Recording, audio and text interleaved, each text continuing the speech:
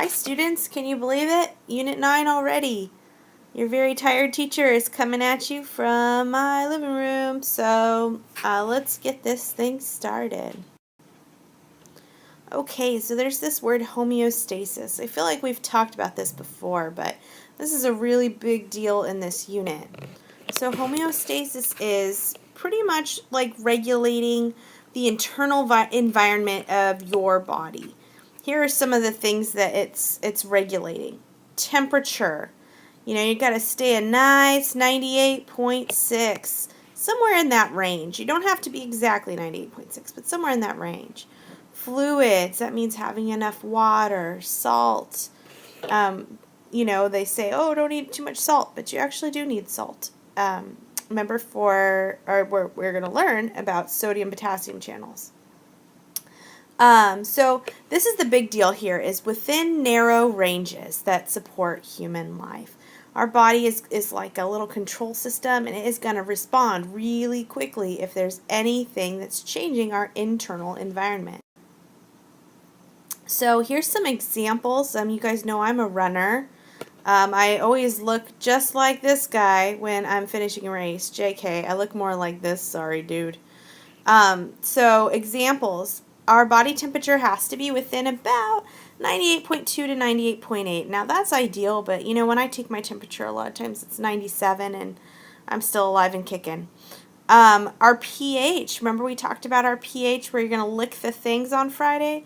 So our pH should be about a little over 7.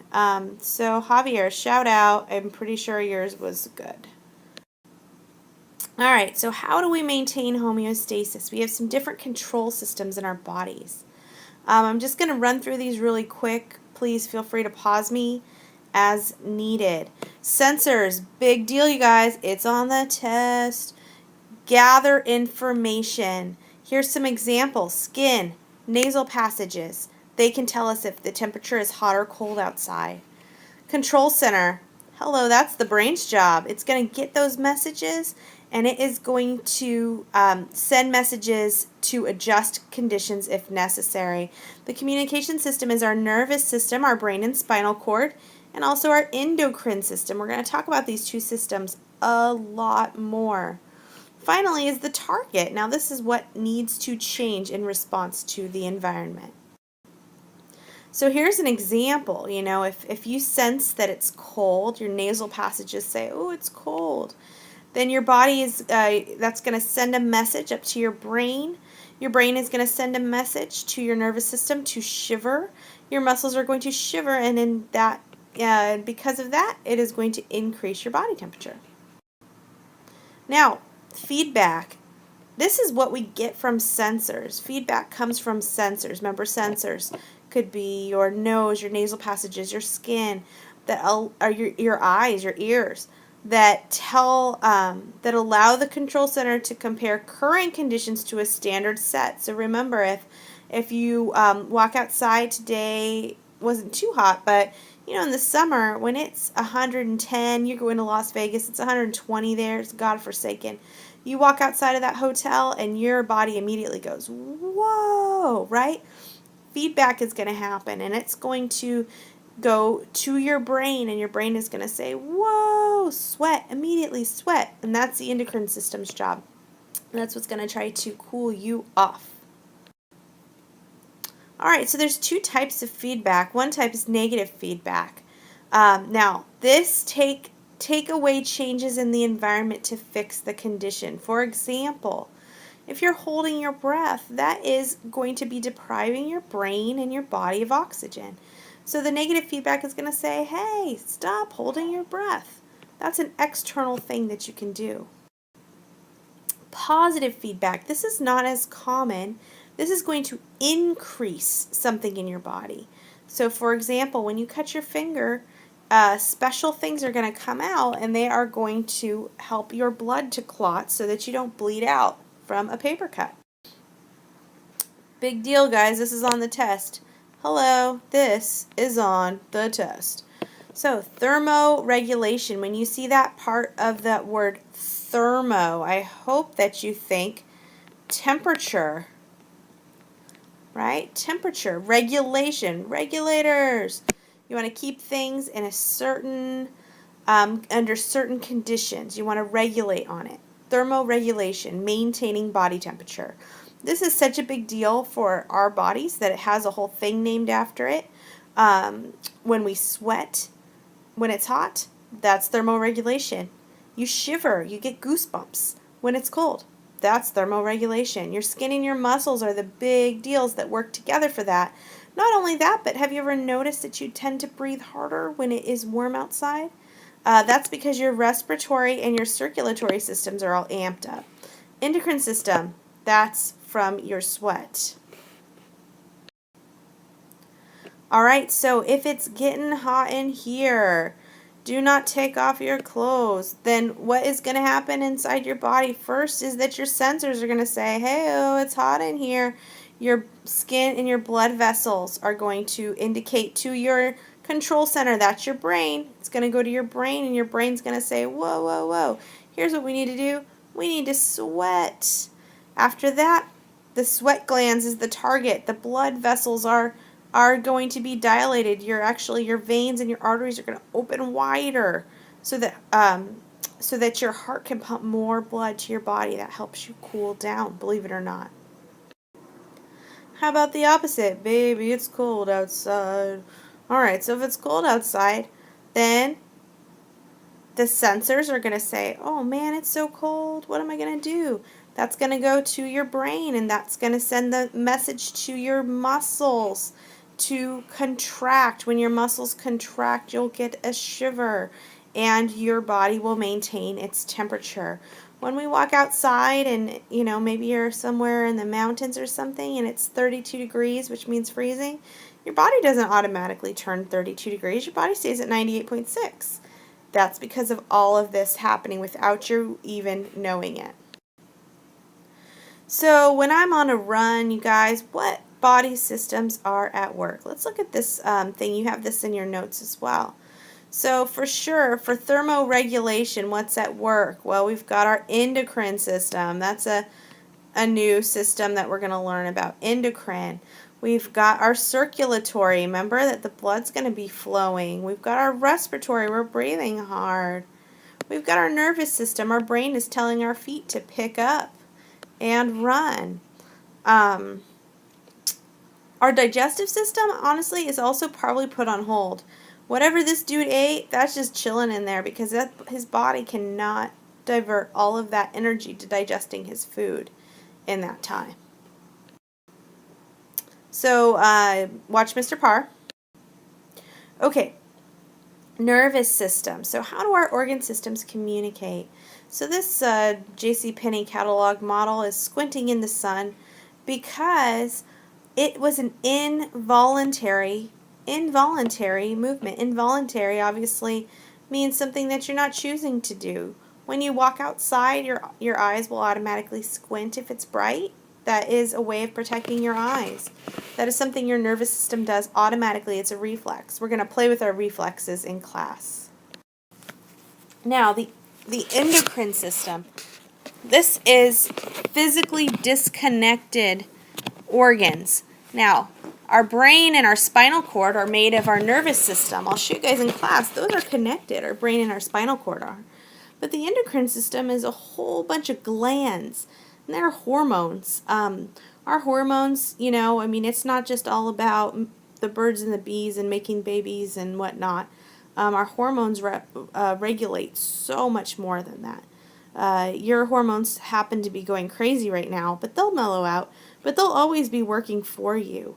Even sweating. Everybody does that. Old people and babies too. Everybody does that, and that is regulated by your endocrine system, which is mostly hormones. Now, this is an exact thing on the test. I hope you don't have me on mute, everyone. A stimulus is something that causes a response. Boom. Money shot.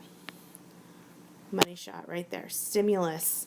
Now, this could be something like you step on a nail. Your foot will automatically move, and then you will say, yow!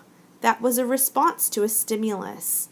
Getting into a hot car, that is a stimulus. The response would be, Whoa, Nellie, I need to cool my body off. You will start sweating. That is stimulus and response. All right, so let's talk about our nervous system. There's two types. There's the CNS, that's your brain and spinal cord, and there's also the peripheral called PNS. Now, this is the nerves that spread out throughout your body. So obviously your brain and your spinal cord. Your brain's up in your noggin, your spinal cord runs down your back, ends at your tailbone. So how do our arms move? Well, that's through the peripheral nervous system, the nerves, the neurons, the nerves, and we're actually going to learn all about neurons. We're even going to draw them. So here it is. It's called a neuron. This is a very, very special cell in our body. They're very unique and they're very interesting. So they store information and they carry messages.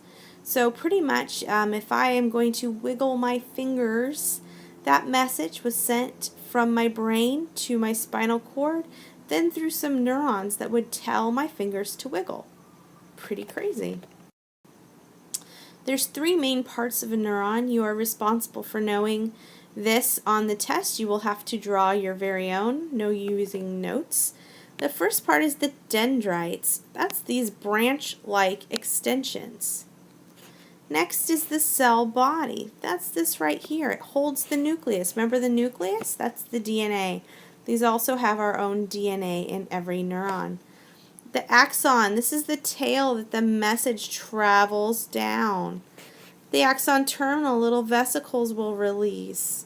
So these guys are looking for messages. They're messages in little vesicles. The message will be picked up by this neuron and will travel down the axon, and then it'll get pooped out by little vesicles, where the next neuron is waiting to pick it up, and that'll travel down there too. So you guys should draw this at this time. There's a box there for you to draw, so go ahead and pause me and label all of the parts. Now, when a neuron is just chilling, it doesn't have any little vesicles to pick up a message from, it's considered to be at rest. So just like this guy in the hammock, I mean, it's alive and stuff's happening, but it's just resting, it's just waiting. Now, the inside of the neuron is negatively charged when it is at rest. Now, what I want you, this gets a little confusing, but what I want you to remember is this. So I'm going to make this a little smaller right here. I'm going to tell you a way to remember this. So here's your neuron. This is how I usually draw it. I start out and I kind of make it look like a sperm. Then I draw these dendrites, these branch-like extensions. So remember, cell body is here. This is a dendrite. This is the axon. So what's going to happen is that some little messages in little vesicles are going to be picked up by this neuron. The message is going to travel through the branches. Then it's going to travel through the axon, where it will then be kind of like, I don't know, pooped out as another message. Now, the thing that we're really concerned with is what's happening inside of the axon. So before the message comes, the inside of the membrane has a negative charge. On the outside is the opposite charge, which is positive. The other thing that's inside when it is at rest is called potassium. We use a K for potassium, that's its chemical symbol. What's outside here with these positives is Na. Na means sodium. All that to say, here's how I remember it, is I remember it by saying, I draw this little guy and I make his eyes like slits because he's sleeping. And he says, I'm going to rest. Going to rest. Okay? like okay, but was short. So if he's at rest, the positive or the K's are inside, and his I's are little slits, negative. Hopefully that helps. Alright, so if you're freaking out because you're like, this doesn't make any sense, don't worry. We'll watch some stuff and I'll make sure you really know it in class. But in the meantime, you need to know, important, this is on the test. So when that electrical impulse travels down, you know, when I draw this, when the electrical impulse travels down, that's an action potential. You are responsible for knowing that. You have been warned.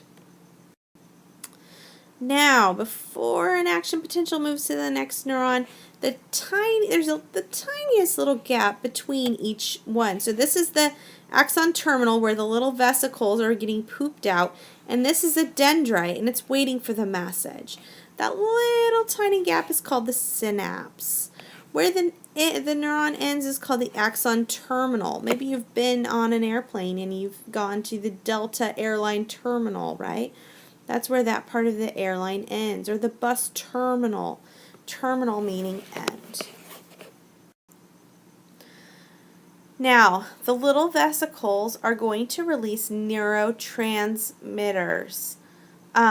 So think about this. How come our neurons are not all wired together? Like, why isn't it just like brain, spinal cord, and then like one big neuron to your left arm, one big neuron to your right arm, one big one to your leg?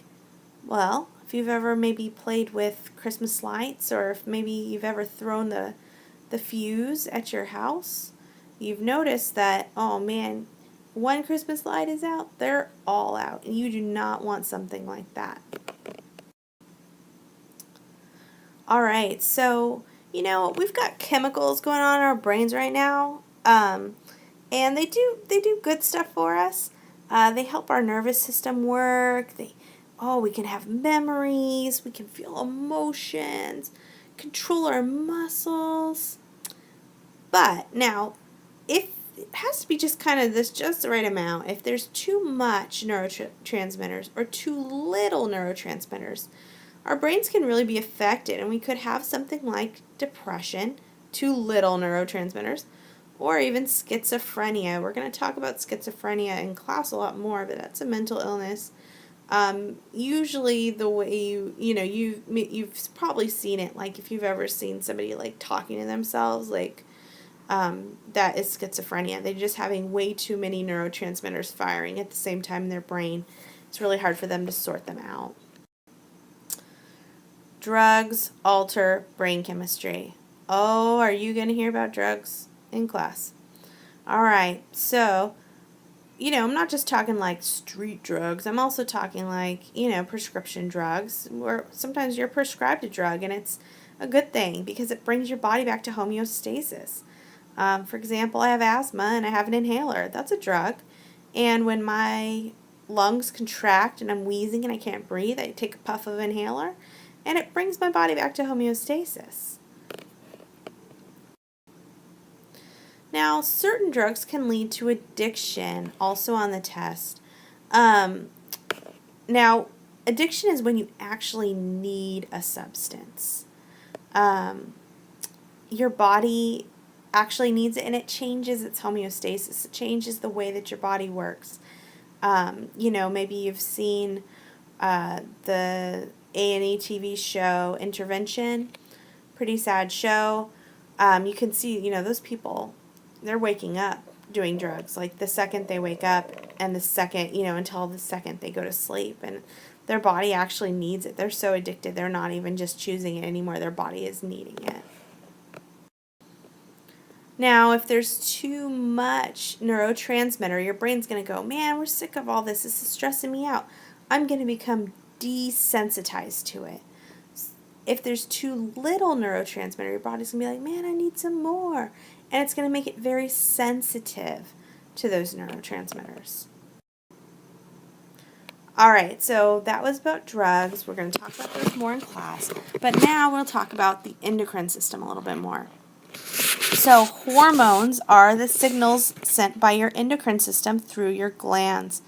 you guys have a picture there of a person, and you can see the main thing you need to know about the endocrine system is that it's physically disconnected. That's a big deal. Now, the glands are throughout the body. Glands release the hormones into the bloodstream. So here we have, there's a whole bunch of them here in your brain. There's some here in your neck called your thyroid that regulates your metabolism. Your pancreas is responsible for sugar. People with diabetes have problems with their pancreas. Your kidneys filter blood from your filter your blood and release the toxins into your urine. Adrenal gland, that's your fight or flight response. Obviously, here we have reproductive organs, ovaries for girls, testes for boys, mammary glands for girls. Now, the endocrine system has several glands that release hormones. Here's the ones that are a big deal. The first one is called the hypothalamus. This is controlling our growth, how tall you are. Our reproduction, are you releasing eggs, making sperm, putting all the right hormones, and your body temperature. That is a big job for that guy, huh? Now, your hormones that are going to be released are stored in the hypothalamus. So it does a big job. It's your main big deal in the endocrine system. Okay, guys, so I'm going to give you your password for today. And your password is which system that we learned about is connected. So remember, is it the nervous system or the endocrine system? Which system is connected? That's your password. Look forward to seeing you guys and learning lots with you soon. All right. Bye.